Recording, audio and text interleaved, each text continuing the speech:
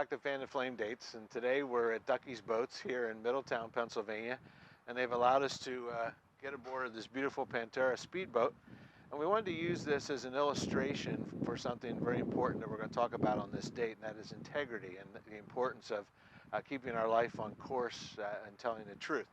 Every boat has a compass. This instrument panel is much more elaborate than a lot of boats have, but most good mariners need a compass to tell them where they're going. And you know, if we were taking this boat, which is built for the high seas from Miami to the Bahamas, and we were off just we'll just say 2 degrees as we left Miami, we probably end up in Cuba in no time. So, you know, the littlest, slightest amount of being off course, 1 or 2 degrees makes a huge difference. And the same's true in our marriages and in our integrity and being truthful with one another. You know, we tell a little lie here, a little white lie there. We don't share something here, we don't share something there. And before long, our marriage can end up in a place where we don't want it to be. Welcome back to Fan to Flame Dates. We've just talked about how being off course by as little as 1 or 2 degrees in our compass reading can lead us to some places where we don't want to go. On this date, we're going to explore the importance of maintaining integrity in our marriages. But let me start by defining what integrity is. You know, there are 2 aspects to this word integrity. The first has to do with a condition or state of being. The integrity of a structure has to do with the quality or its condition of being whole or undivided and complete. And it's a state of being unimpaired, undamaged, or structurally sound. How's that for a Webster dictionary? You know, a structure loses its integrity when something damages its structural soundness or breaks the foundation or load-bearing supports to the point where it becomes uninhabitable and on the verge of collapse. You know, recently in our area we had a little incident that illustrates this point beautifully. A tanker was going too fast around the turn on a bridge and flipped over, and it ignited, just exploded, and fire all over the place, great heat. And once everything subsided and dropped down, the engineers went in and they inspected for the integrity of the bridge, and they found that the heat from that flame was so intense that the integrity of the steel was damaged, and that bridge is going to have to be taken down and replaced.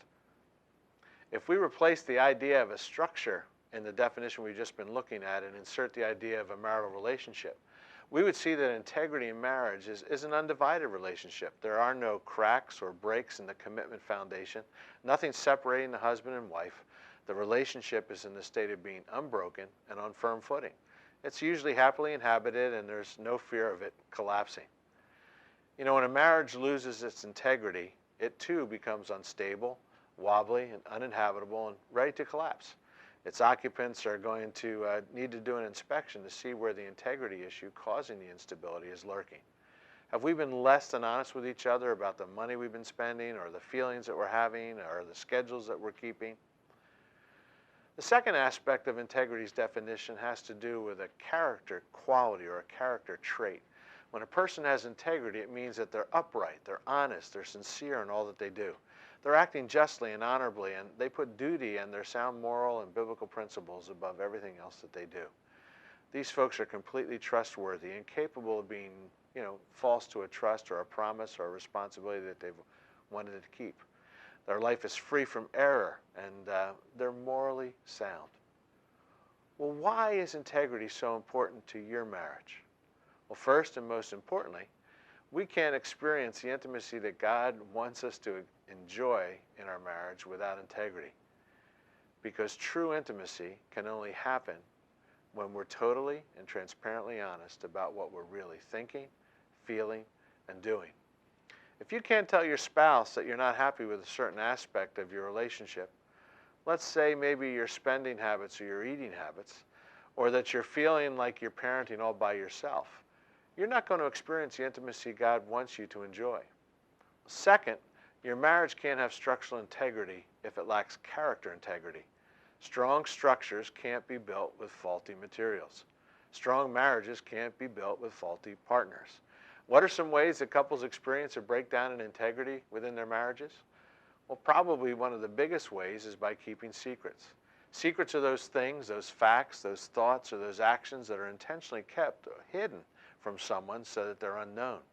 In the case of your marriage, that person would be your spouse. Well, how do we as couples hide from each other? Well, we hide purchases that we've made, or we delete emails or text messages or bills or passwords on our computer. Or maybe we don't talk about relationships that we're having with members of the opposite sex. The problem is when these secrets surface, and they usually do, they will have eroded the foundational trust to the point that it has severely weakened the marriage. Let's stop and think for a second. When did Adam and Eve hide from each other? We find it there in Genesis chapter 3. After they both sinned, they hid their nakedness from one another, and they both hid from God. What was once a totally open and honest relationship now had become infected with fear and shame, which led to their hiding. We can easily deduce that keeping secrets from our spouses is a sin, and not what God has intended for us to experience. He created marriage to be that naked relationship where we know all there is to know about one another. There is no secret. So keeping secrets is one way to compromise the integrity of our marriage, and it's related to the second way we want to talk about, telling lies. Now, a lie is an intentionally false statement or a deliberate withholding of the truth.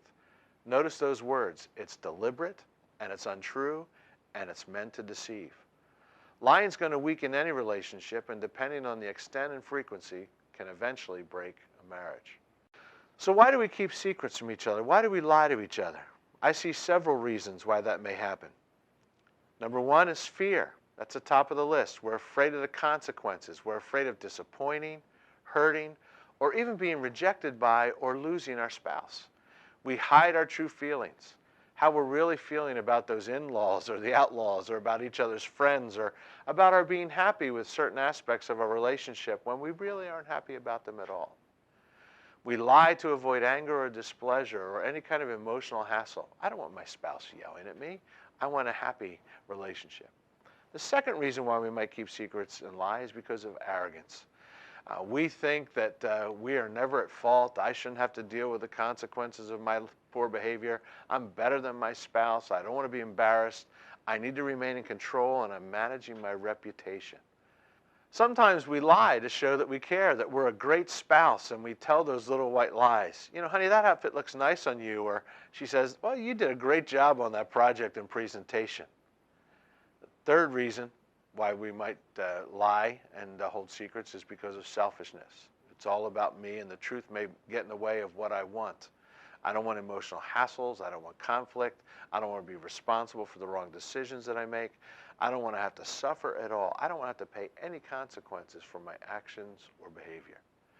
You know, so we lie to spare our spouse some pain or worry because that would bring pain and worry to us, and we're protecting our spouse from feeling badly, or we're trying to support him or her by saying those little white lies. And while that sounds like they may be an act of love, we're really protecting ourselves from having to deal with a spouse who's in a bad mood or in a lousy state of mind.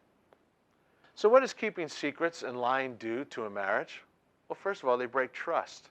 Integrity in relationships is built on trust, and trust is built on truth. So if we catch our spouse keeping secrets and telling lies, we lose our faith and trust in him or her. And without trust, there can be no intimacy, no romance. And if it continues to go unchecked, there'll probably be no relationship left. Someone has said trust is like paper. Once it's crumpled up, it can never be restored again to perfection. You can flatten it out all you want, but the signs and scars of the damage will always remain. And if the paper keeps getting crunched over and over again, it's going to become even more impossible to restore it. You know, we live in a culture filled with people who have trust issues. Some of you have parents whose marriages ended in divorce, and you hear about infidelity on a regular basis and how our friends and colleagues are failing and letting us down. And those trust issues bleed into our relationships and our marriage, making us more suspicious of one another as husbands and wives. The second consequence of secrets and lies is that they shatter the security that we enjoy. When we lose trust, we question everything. We don't feel safe, and we begin to ask ourselves, what else don't I know about? What else is going on? And we feel that our relationship might be in danger, and we begin to doubt, and we begin to get anxious, and we're afraid, and the confidence that we had in our partner is gone. Third negative outcome of lies and secrets is that it reduces respect. Respect is that feeling of being appreciated, regarded, honored, and esteemed. It's a willingness to show consideration and appreciation to someone. So how does lying reduce respect? Well, let's think. It's realizing that your spouse doesn't consider you worthy enough of knowing the truth and handling the truth. It really says, I don't appreciate you or regard you or honor you or esteem you enough to tell you the truth. Now, here at Fan to Flame Dates, we believe that God created man and woman in His image, and that He designed and built that marriage relationship to reflect His character, His nature, and His love. That means our marriages should reflect the very nature and character of God for all of our family, friends, and even foes to see. And if there is one thing we know about the character and nature of God, it's that there is no deceit in Him at all. He cannot lie. He is truth, and He hates secrets and lies. You know, the Bible tells us in Deuteronomy, "For the Lord your God detests anyone who deals dishonestly." Deuteronomy 25:16. You know, the Bible's also clear about who the source of the lie is. In John 8:44, Jesus tells us that it's the devil, and there's no truth in him, and when he lies, he speaks his native language, for he is a liar and the father of lies. Now, if God feels that way about lying, shouldn't we? Instead, Paul tells us to speak the truth in love to one another so that we will grow up in all things into Him who is the head, and that is Christ, Ephesians 4:15. And then a fun little proverb in 16:13. Kings, and I might add here spouses, take pleasure in honest lips. They value a man or a woman who speaks the truth. Well, maybe trust has been broken in your relationship. How would we start to rebuild that trust? Well, the first thing we need to do is make a decision to unconditionally love our partner and to stay in this relationship. Secondly, we want to acknowledge and share your hurt with your spouse. Let them know that the lack of trust has affected your relationship. Third, we want to make a decision to forgive, even if all your feelings aren't there yet. Decision of forgiveness is vital so that your spouse will keep on working. Fourth, develop a plan of accountability. How are you both going to monitor that area where integrity has been violated? Let's say it's been in the area of spending, and we want to sit down together every month when the bank statement comes in and the credit card statements come in and go over them together. And then finally, we want to renew our commitment to integrity. And then pray and ask God to give you the wisdom and the power to follow through on this plan of accountability that you've set. The bottom line, trust is a decision. If we sow distrust and disrespect and insecurity into our marriage, we're going to reap the consequences of that lack of integrity. If we sow openness, honesty, and trust into our marriages, we're going to reap the benefits of that integrity. So now it's time for the most important part of these fan the flame dates. That's the time when you and your spouse get together in what we like to call our knee to knee, nose to nose position. Literally turn so that you're facing each other, and if you want to touch your knees and touch your noses, hey, have a little fun. But be sure you go out and download the date docket with the knee to knee, nose to nose questions in it. And those questions are going to help you do a little evaluation in terms of how is the integrity in your marriage, how are the trust issues in your marriage, and we're going to look at some ways that you can help build trust into your marriage.